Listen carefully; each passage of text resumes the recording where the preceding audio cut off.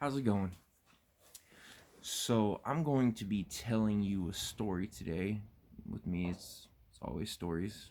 There's really no end to all the stories that I got. But I'm going to be telling you how I learned to lie. Why I found that lying was necessary. How I figured out that you could be telling the truth and it didn't matter. How I found out that for the first time that being honest could be used against you. So, I've been lying my whole life. It's sick and it's sad, but that's a skill I really used to weaponize at a really young age. Um, Lying and manipulating is basically how I've eked my way through life for a very long time, up until very recently. Um, so let's start off by two experiences that really kind of shook the foundation of who I was when I was a child. Uh, so when I was a kid, I was really, and I mean really young, like up in, from baby up until about maybe about 6, 7 years old. My mom and my dad really shielded me from the rest of the world and kind of just kept me in my little safety bubble, And I admire them for that. I'm happy that I got that. But what it did do is that when I finally did experience the outside world and the way human beings interact, it was a crash course. Definitely a crash course. So my first experience was this is when we were living in a shitty apartment uh here in Northern California. My parents had me generally young. My dad was 22 and my mom was 19 when they had me. And initially they lived in Hawaii when I was a baby. They moved back to California. I was born in Vallejo, California. And then they went back to Hawaii so my dad could have work. Then after that, we moved back to Northern California in the Bay Area. And my parents, on I think Friday nights, after my dad would get off work, we'd sit up.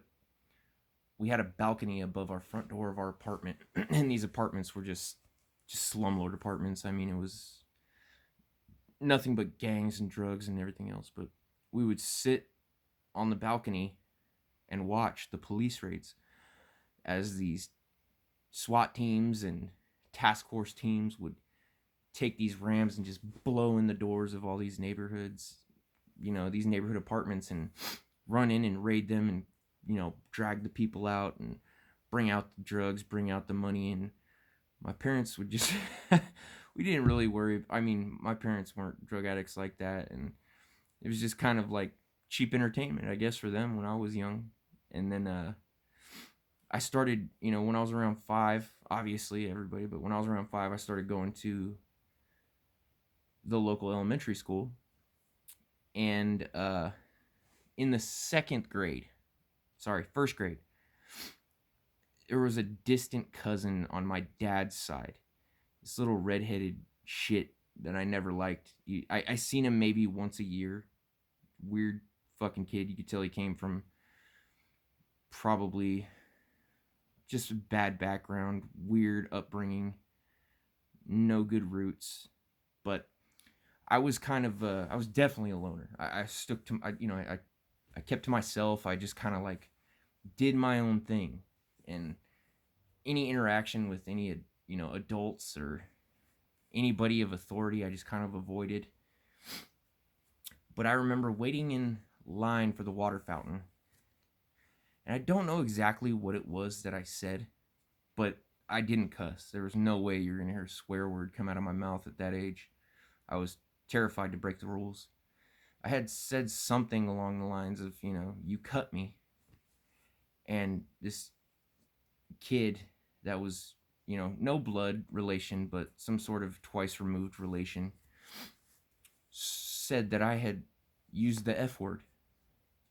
And this little lying snitch decided to hightail it to our teacher, with me chasing him in complete fear. Terrified, because this wasn't true. And I just remember not being fast enough to catch this kid. And he got to our teacher in the first grade. And he told our teacher, his name was Mr. Solomon, who's a weirdo. We'll get to that eventually. But his name was Mr. Solomon. And he told him that I had used the F word. And I think it was probably about 3/4 through the year at school.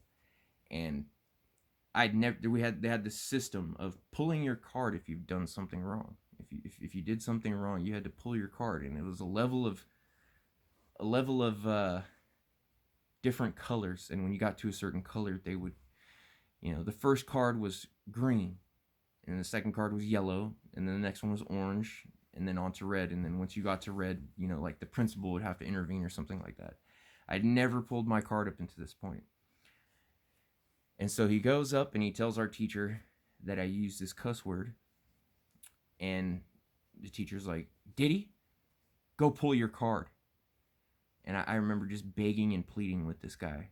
Like, I did not use this word. I would never use this word. My parents don't use this word around me.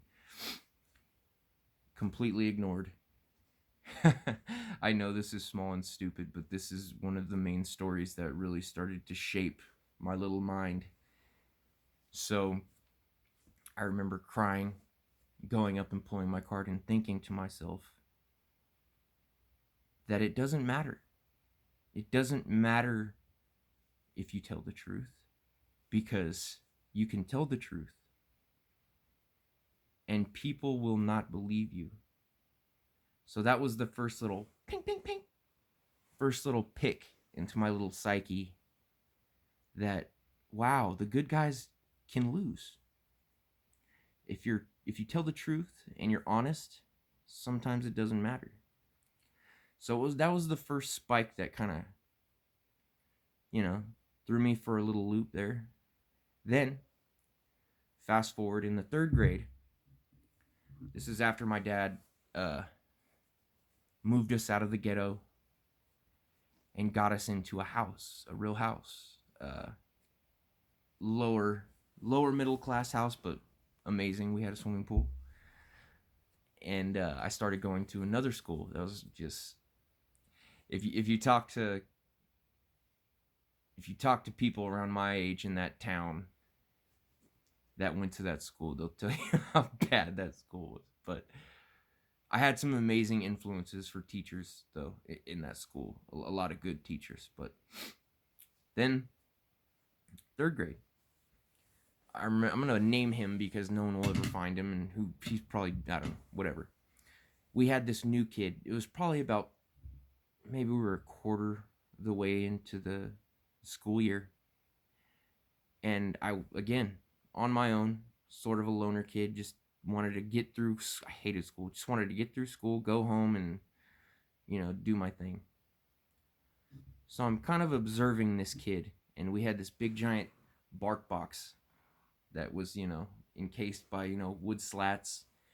And I see him, and he's got this magnifying glass, and he's, kind of trying to direct it to the sun, and he's trying to burn, he's trying to burn something. And I see him, and I'm just kind of observing what he's doing, and I walk up.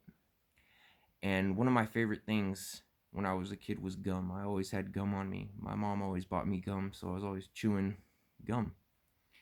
So I see him, and I said, "What are you doing?" His name was Bo. I said, "What are you doing?" And he's like, "Oh, I'm trying to find some ants so I could, burn them." And I was like, So instead of thinking, burning ants is bad, you could possibly start a fire, my mind goes to, how do you get ants? Ants are attracted to food. Ants are attracted to sweet things. So I had a piece of gum in my mouth. I pulled it out, and I stuck it on the edge of the bark box. And I said, "There you go." And I walked away. A couple days go by. A couple days go by, and I didn't even think of it. And in the middle of class, one of like the school administrators came in and asked for me by name. And so, I was scared shitless as soon as I seen this, adult. Oh my God, I'm in trouble. And she asks my teacher where I am, and I see her walk to me, and she said, grab your backpack, put your book in your backpack, and let's go to the office. So we go to the office, and I sit down with the principal there. And the principal, well, before I walk in, I'm sitting down on this chair, just kind of trying to go over everything that I've done. Have I done anything? What have I done? And then I go in, and there's that kid Bo sitting there. And I sit down, and I'm just looking at him, and this kid won't look at me. It was the 90s, and he has this little shitty skater cut. And I'm just kind of trying to think, like, what did I do? What could I have done?